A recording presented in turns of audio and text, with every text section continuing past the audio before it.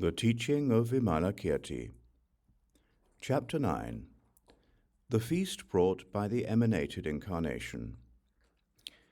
Thereupon the Venerable Shariputra thought to himself, if these great bodhisattvas do not adjourn before noontime, when are they going to eat? The Lichavi Vimalakīrti, aware of what the Venerable Shariputra was thinking, spoke to him. Reverend Shariputra, the Tathagata has taught the 8 liberations.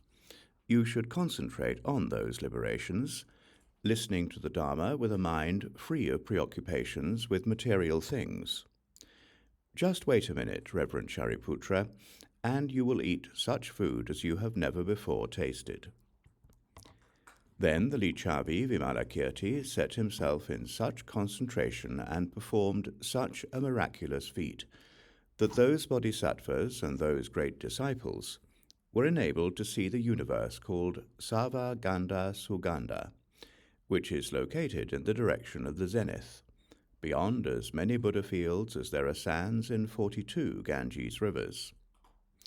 There the Tathagata named Gandotamakuta resides, lives, and is manifest. In that universe, the trees emit a fragrance that far surpasses all the fragrances, human and divine, of all the Buddha fields of the 10 directions. In that universe, even the names disciple and solitary sage do not exist, and the Tathagata Gandotamakuta teaches the Dharma to a gathering of bodhisattvas only.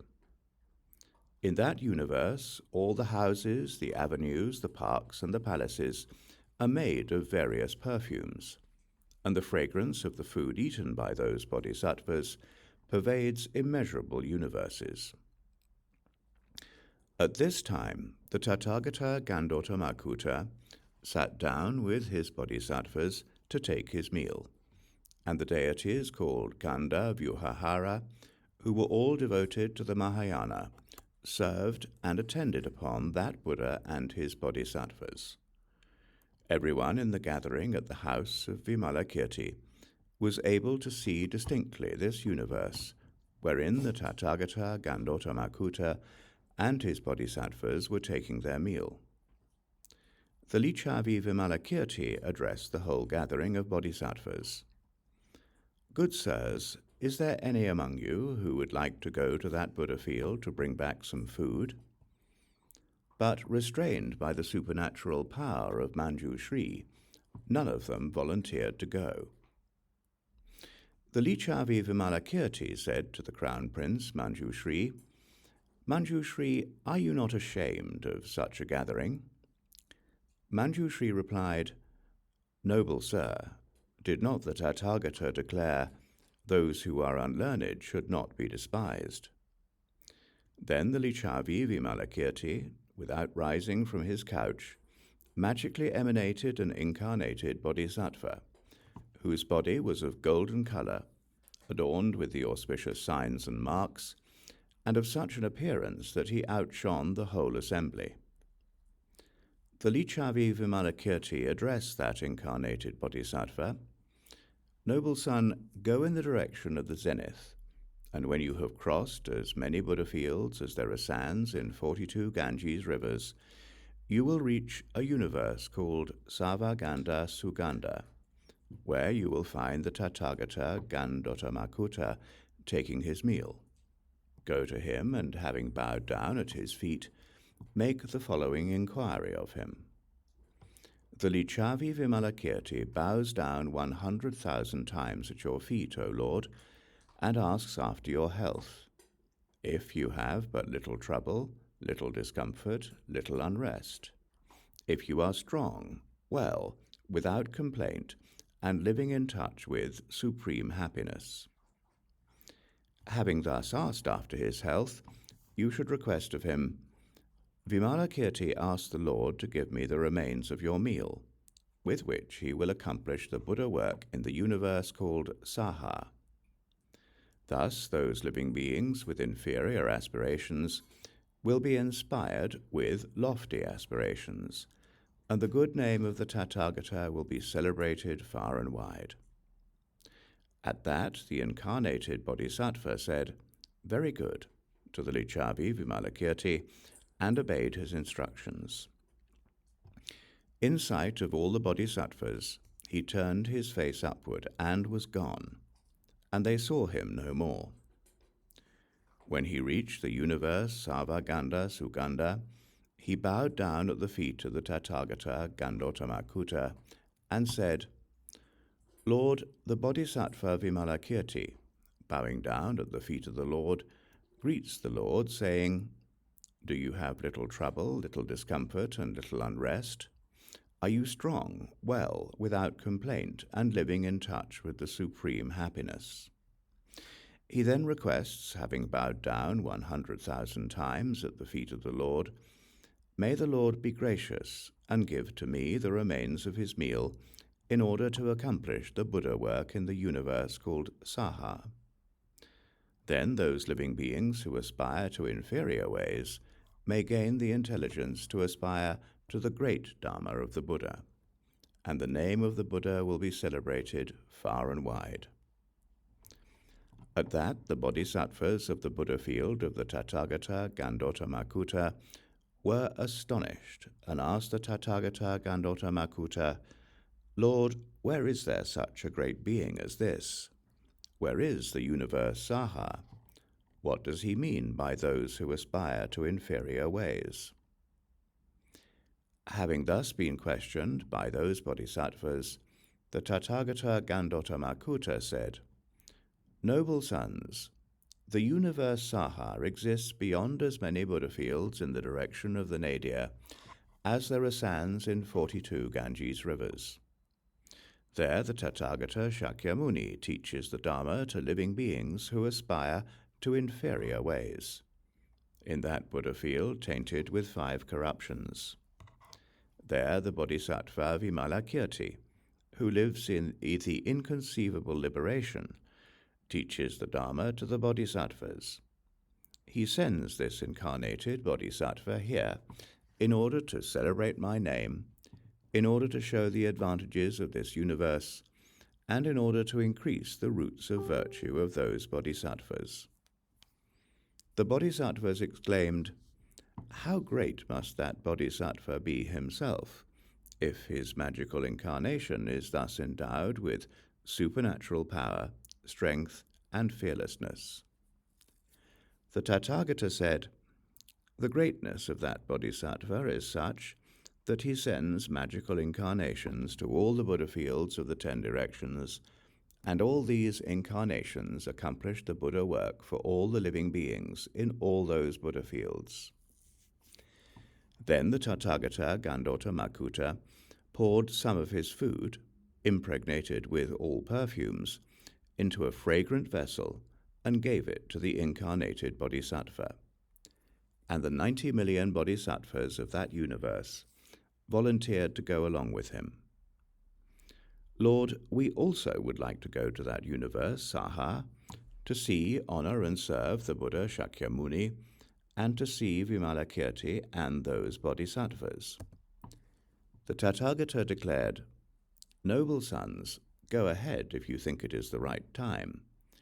But lest those living beings become mad and intoxicated, go without your perfumes.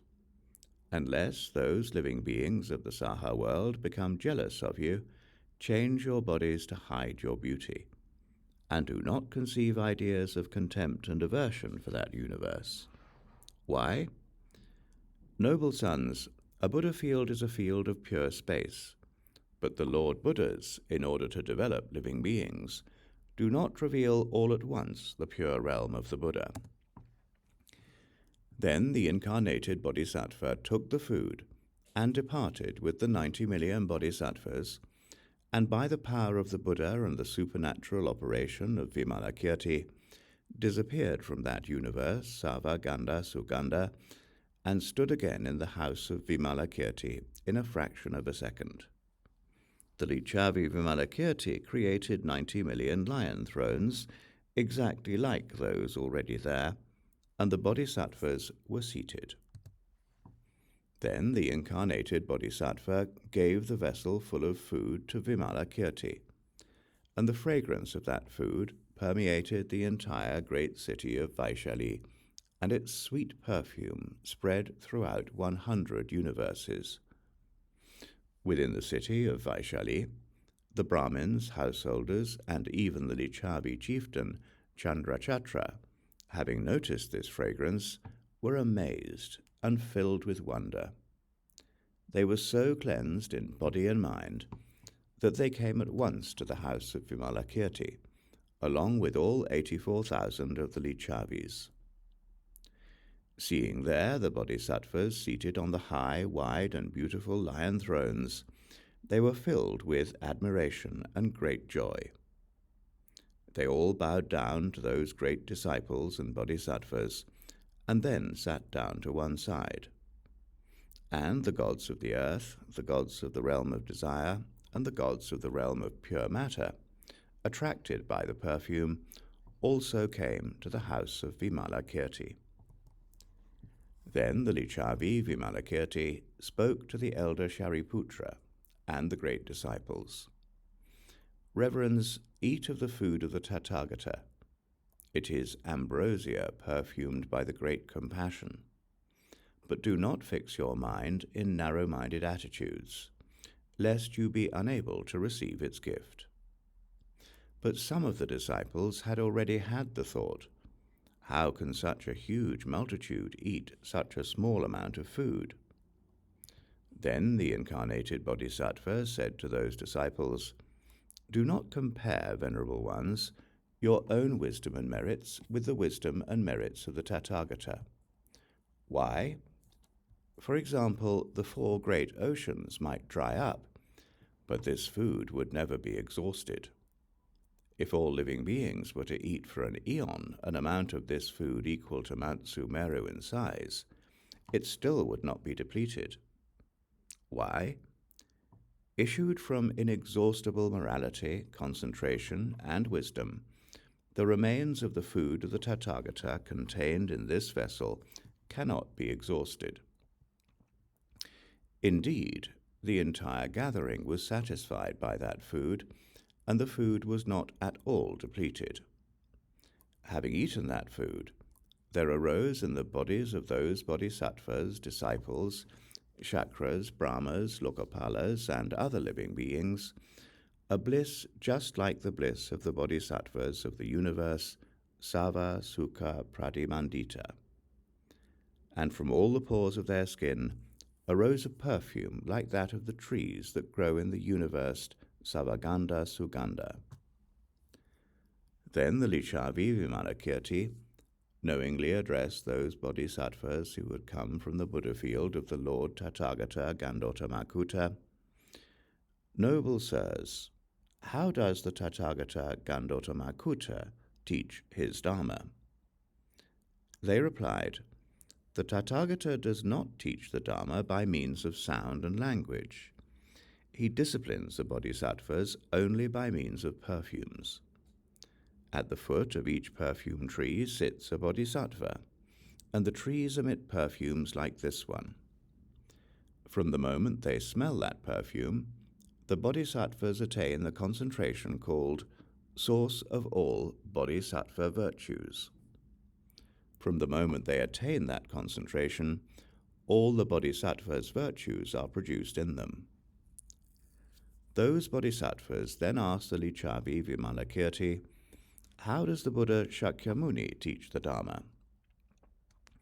Vimalakīrti replied, good sirs, these living beings here are hard to discipline. Therefore he teaches them with discourses appropriate for the disciplining of the wild and uncivilized. How does he discipline the wild and uncivilized? What discourses are appropriate? Here they are. This is hell. This is the animal world. This is the world of the Lord of Death. These are the adversities. These are the rebirths with crippled faculties. These are physical misdeeds, and these are the retributions for physical misdeeds. These are verbal misdeeds, and these are the retributions for verbal misdeeds. These are mental misdeeds, and these are the retributions for mental misdeeds. This is killing, this is stealing, this is sexual misconduct, this is lying, this is backbiting, this is harsh speech, this is frivolous speech, this is covetousness, this is malice, this is false view. These are their retributions. This is miserliness, and this is its effect.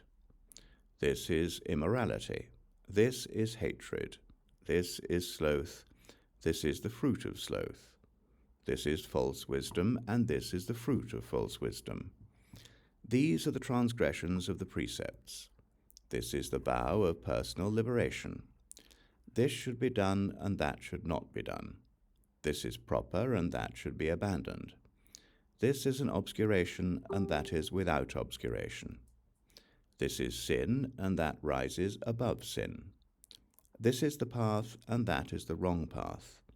This is virtue, and that is evil. This is blameworthy, and that is blameless. This is defiled, and that is immaculate.